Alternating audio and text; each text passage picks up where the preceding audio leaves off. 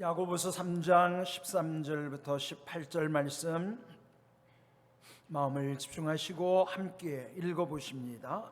너희 중에 지혜와 총명이 있는 자가 누구냐? 그는 선행으로 말미암아 지혜의 온유함으로 그 행함을 보일지니라. 그러나 너희 마음속에 독한 시기와 다툼이 있으면 자랑하지 말라. 진리를 거슬러 거짓말하지 말라.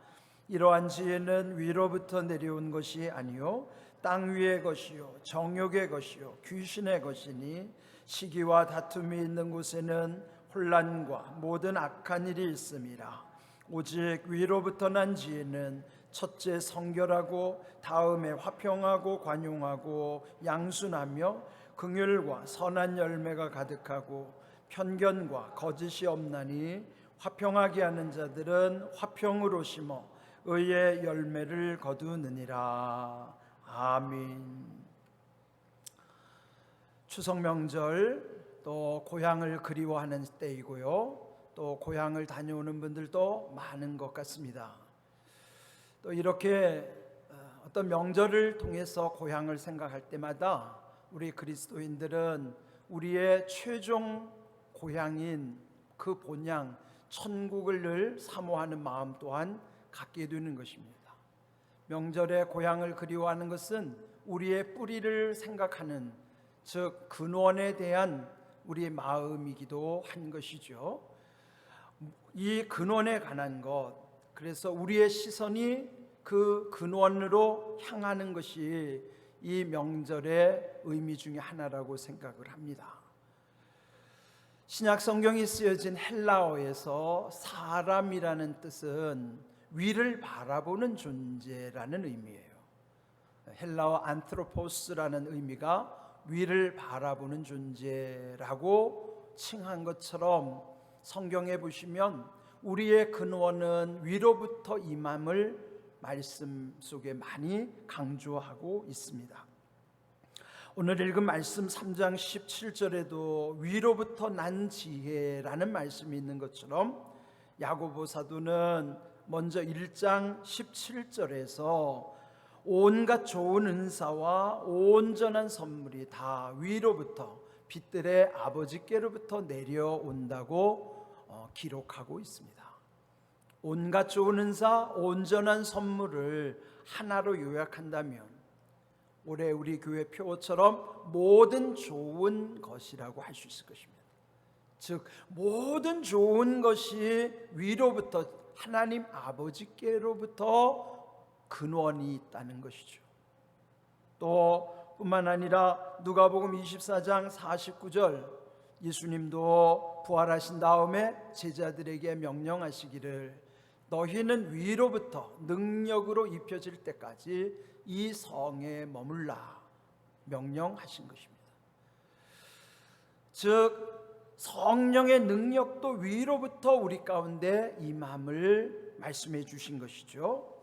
또 바울 사도는 빌립보서 3장 14절에 기록하기를 표대를 향하여 그리스도 예수 안에서 하나님이 위에서 부르신 부름의 상을 위하여 달려가노라. 바울이 평생 그 위에서 부르신 위로부터의 예비된 부름의 상을 바라보면서 살았던 것처럼 우리 성도는 우리 일상 가운데서 늘 바울에게 말씀하신 것처럼 우리에게도 위로부터의 부름의 상이 있음을 우리도 기억하는 것이죠. 지금 말씀드린 것처럼 위로부터 온갖 좋은 은사와 온전한 선물, 즉 모든 좋은 것이 우리에게 내려올 뿐만 아니라 또 성령의 능력도 위에서부터, 그리고 바울이 말씀한 부름의 상도 위에 속해 있다는 것. 그래서 우리의 영적 시선은 늘 위를 향해야만 하는 것이, 또 이 위로부터 임하는 것을 늘 바울은 강조하면서 골로새서 3장 1절 이렇게 권면하죠. 그러므로 너희가 그리스도와 함께 다시 살리심을 받았으면 위의 것을 찾으라 하는 거예요. 우리가 그리스도와 함께 십자가에서 죽었고 또 그리스도와 함께 다시 살리심을 받은 존재이기 때문에 마땅히 우리의 변화된 삶은 위의 것을 찾는 거예요. 이전에는 땅의 것에만 집착하면서 살았습니다. 짐승들은 그 시선을 땅에 두다가 땅으로 소멸되고 말지만은 사람은 안트로포스 위를 바라보는 존재인 것처럼 늘 하늘을 바라보며 다음 세상 내세에 대한 관심을 갖게 되는 것이죠. 그래서 우리는 늘 위의 것을 찾아야 하는데 이전에 땅의 것에만 집착했다면 그 우선순위가 달라지는 거예요.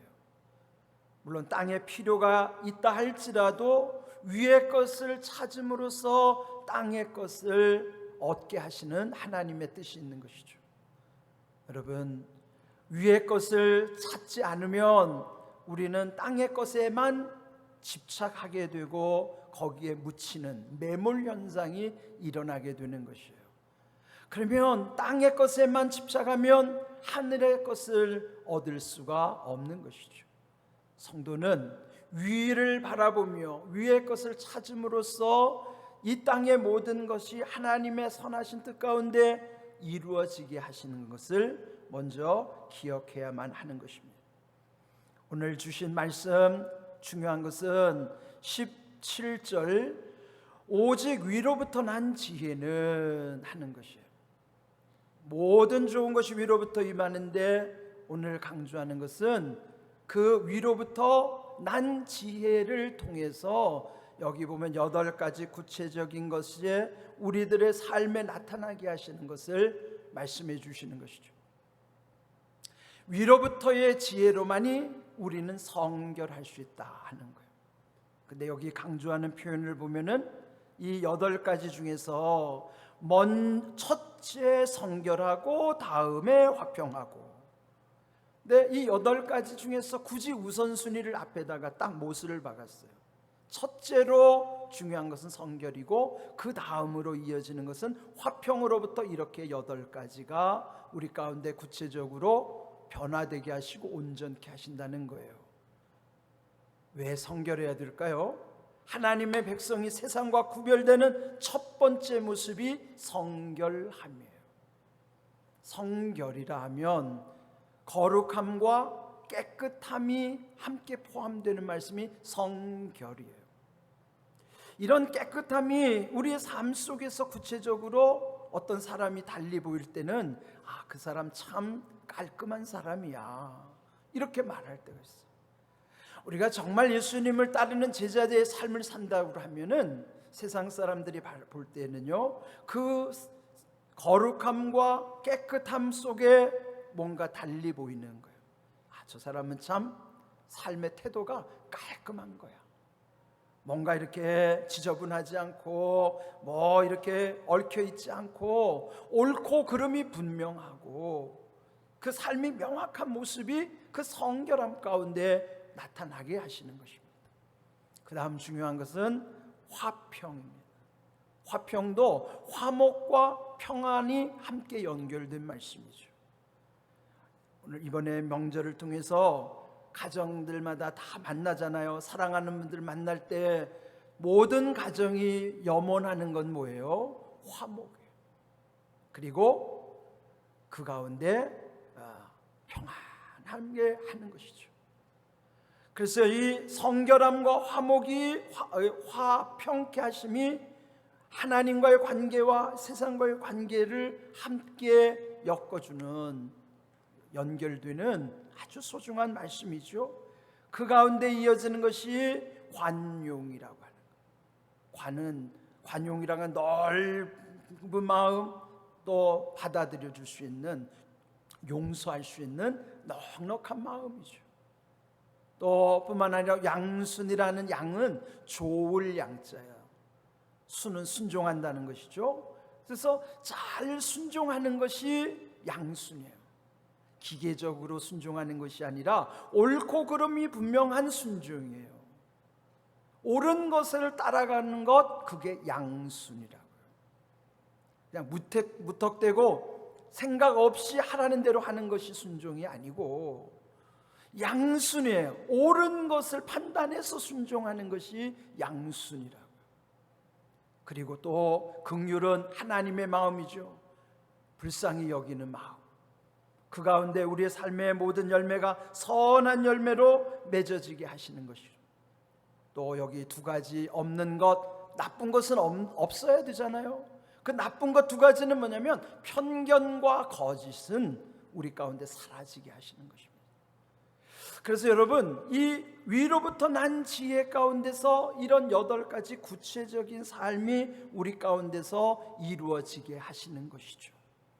그래서 우리는 이 위로부터 난 지혜에 관심을 가져야 되고 구해야만 하는 것이에요. 오늘 여기에 이 위로부터 난 지혜를 말씀하시기에 앞서 14절 15절에 보면은 이 세상의 지혜에 대해서 말씀하고 있습니다. 14절 15절에는요, 마음속에 독한 시기, 다툼 이런 것 때문에, 그것은 16절에 보면은 시기와 다툼 있는 곳에 혼란과 모든 악한 일이 거기에서부터 시작된다는 거예요. 그래서 그와 같은 지혜는 땅 위의 것이고 정욕의 것이고 귀신의 것이라 이렇게 말씀합니다. 우리 이미 말씀대로 위로부터 난 지혜와 이 세상의 그 마음의 독한 시기와 다툼 속에서의 지혜는 완전히 다른 거예요.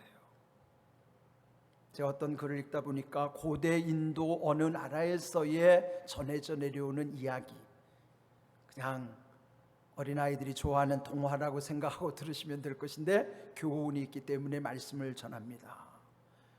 옛날에 그 나라에, 그 인도 어느 나라에 이름이 똑같고 또 하는 일도 서로 연결돼 있어요. 한 사람은 목수요, 그 다음 또 한 사람은 그 목수 일 다음에 거기다 단청을 입히고 그림을 그리는 화공이. 근데 다들 실력이 출중해서 그 나라의 왕으로부터 총애를 받는 사람들. 그러면 이름도 같죠. 또 하는 일도 거의 연결돼 있죠. 또 서로 왕에게 인정받죠. 그러면 서로 얼마나 좋은 관계여야만 하겠습니까? 그런데 마음이 불편한 거예요. 특별히 이 화공이 목수를 지나치게 시기하다가 죽이고 싶을 정도로 막 증오감이 생기는 것입니다. 그러다가 이 화공이 시름시름 앓는데 어느 날부턴가는 사람이 보이지가 않는 거예요. 그러니까 소문이 나기를 그 사람 죽었다는 소문이 바다한 것이죠. 그런데 몇 달 후에요, 이분이 이제 보여지기 시작한 것이죠. 왕 앞에서 그가 말하는 거예요. 왕이 묻죠. 자네가 죽었다는 소문이 있던데 어떻게 살았는가? 근데 그 순간에 이 화공의 마음속에 이 독한 시기심이 발동해서 이참에 왕에게 말해서 이 내가 증오하는 이 목공을 죽여야 되겠다. 그리고 말하기를, 왕이시여, 제가 정말 죽었었습니다. 그리고 죽어서 저 세상에를 갔는데 왕의 아버님 되시는 선대왕께서 그 세상에서도 한 나라를 통치하고 계십니다. 근데 그 어른께서 제게 명하기를 거기에 궁궐을 한 채 지어야겠는데 지금 이 나라에 아주 그 유명한 그 목수를 좀 한 6개월 파견 근무를 했으면 요청했습니다. 그런 거예요. 그러면서 거기 가는 방법까지도 다 알려줬다는 거예요. 이렇게 사방에다가 장작 더미를 올리고 거기에 불을 피우고 그 사람을 올려놓으면 그 연기가 올라가면 그 사람이 그 선대왕이 계신 그 곳으로 가게 될 겁니다. 이게 무슨 얘기예요? 불태워 죽이자는 얘기 아니에요? 근데 이때 이 목수가요, 왕에게 간청하기를, 왕이시여, 저에게 한 주간만 말미를 주옵소서. 그리고요, 한 주간 후에 제가 사는 그 집 앞에 언덕 위에 거기에다가 사방에 장작을 올리고 거기에다가 불을 사른 다음에 제가 가겠습니다. 한 주간 말미를 얻은 것은 이 사람이 꾀를 낸 거예요. 그리고 한 주간 동안에는 땅을 깊이 파고 굴을 내 가지고 비상구를 만들어 놓고 그 위에다가 그대로 사방에 이렇게 장작더미를 쌓아 놓고요, 정말 일주일 후에 불이 활활 붙는데 자기가 죽은 것처럼 하면서 밑으로 쏙 빠져서 탈출을 한 거예요. 그리고 정말 6개월 후에 정말 아주 몰골이 아주 좀 이렇게 야윈 모습으로 왕을 찾아간 것입니다. 그리고 왕에게 말씀하기를, 왕이시여, 제가 6개월 동안 파견 근무를 잘하고 왔습니다. 제가 궁궐을 멋지게 지었는데 이제 거기에다가 단청을 칠해야 되는데 저 화공을 좀 보내달라고 합니다. 그런데 지난번에 한 주 늦게 가느라고 되게 제가 아주 혼이 났습니다. 이번에는 지체하지 말고 곧장 보내라고 합니다. 그래가지고요, 이 사람이 자기 방식, 자기가 한 대로 그대로 당한 거예요. 그래서 이 사방에다가 장작더미 피워놓고 그 위에서 그냥 이 사람은 죽고 말았어요. 이게 뭐 전해져 온 전선이긴 하지만 이 교훈이라는 건 오늘 성경에서 말씀하신 대로 그 독한 시기 다툼 속에서 16절 말씀한 대로 혼란과 모든 악한 일이 거기서부터 비롯되는 거예요. 이 이야기가 우리 현실에 없을까요? 여러분, 세상에 보면요, 갖가지 이해관계로 얽힌 정치계나 모든 우리 주변에 보면 사람을 죽이려고 이런 악한 꾀를 동원하는 일들이 적지 않아요. 이런 모습을 보면 이것이 오늘 우리의 현실인 것이죠. 그런데 하나님은 이 세상처럼 그런 지혜로 살지 말고 위로부터 난 지혜로 살라고 하는 거예요. 그 지혜를 가지고 성결함으로부터 화평, 그리고 관용과 양순, 긍휼과 선한 열매로 가득하게 하고 편견 없이 거짓 없이, 그 다음 중요한 말이 18절의 말씀이에요. 그 18절에 보시면 화평케 하는 자들은 화평으로 심어 의의 열매를 거두느니라. 여기서 지금 강조하는 것은요, 화평이에요. 화목과 평안함이에요. 여기 야고보는 지혜와 관련돼서 이 말씀을 하고 있지만은, 그런데 바울도 성령의 9가지 열매 중에서 보면요, 그 성령의 9가지 세 번째 사랑과 희락과 화평, 거기 화평을 말씀하고 있죠. 예수님도 마태복음 5장의 8가지 복 산상수훈 중에서 7번째 복의 말씀이 화평하게 하는 자는 복이 있나니 그들이 하나님의 아들이라 일컬음을 받을 것이요. 그렇다면 예수님의 팔복 속에도, 바울의 성령의 열매 속에도, 또 오늘 본문의 야고보의 지혜에 관한 말씀 속에서도 공통점이 뭐예요? 화평이에요. 오늘 우리가 이 화평, 즉 화목함과 평안함이 하나님의 뜻을 이루는데 얼마나 중요한 일인가. 그래서 베드로전서 3장 9절 보시면 극한의 상황 속에서도 우리의 사명이 있다는 거예요. 여기 베드로전서 3장 9절 보면 악을 악으로 갚지 말고 욕을 욕으로 갚지 말라. 그런데 세상은 악을 악으로 갚고 욕을 욕으로 갚는데요, 되로 주고 말로 받는 세상이라고요. 그럼에도 불구하고 하나님의 자녀, 주님의 백성은 그들처럼 그렇게 똑같이 응대하지 말고 도리어 복을 빌어주라 하는 거예요. 왜요? 복을 빌어주기 위해서 내가 너희를 불렀다 하는 거예요. 성경에 보면 우리를 부르시는 여러 가지 이유 중에 아주 중요한 이유는 이렇게 억울한 일을 당할 때도 축복자가 되라는 것을 말씀하시는 거예요. 그것 때문에 우리를 부르셨다 하는 것입니다. 이 축복자의 사명, 악을 악으로 욕을 욕으로 받을 때 이게 우리의 마음으로 가능할까요? 불가능합니다. 그런데 베드로전서 2장 19절 그 앞에서 보면요, 거기 뭐라고 말씀하냐면은 이 부당하게 고난을 받아도, 이렇게 부당하게 고난 받을 때에도 하나님을 생각함으로 참으라는 것이에요. 그냥 참으라는 게 아니고 하나님을 생각함으로 참으면 그것이 아름다운 일이라 그렇게 말씀합니다.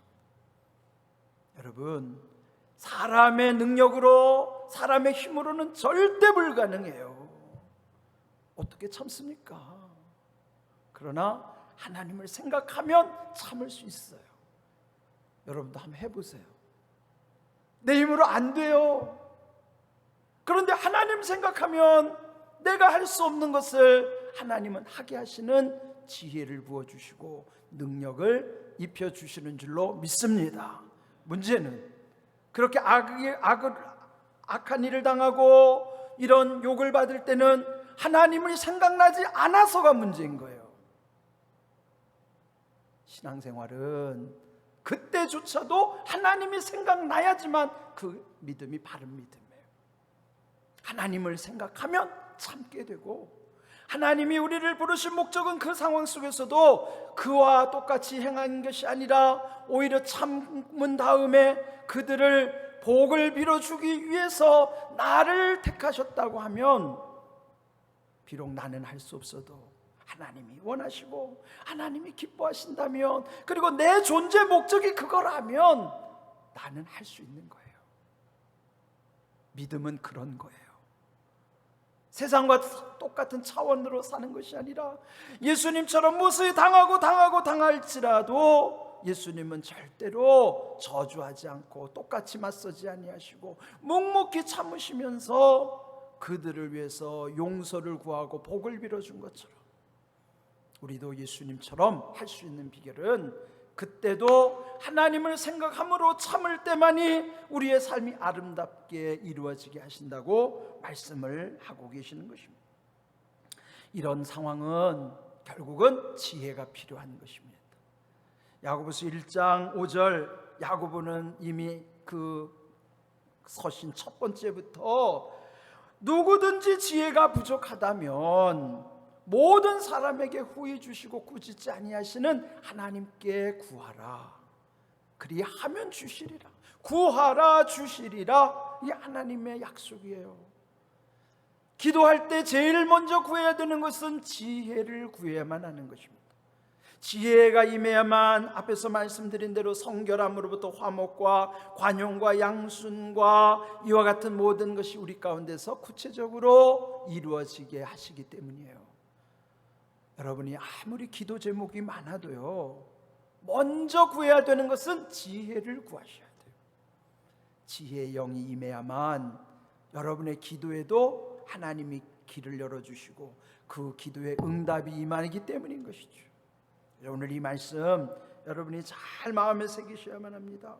또 이와 같이 지혜를 구해야 되는 이유는 잠언 4장 7절 말씀처럼 지혜가 제일이니 지혜를 얻으라, 이렇게 말씀하십니다.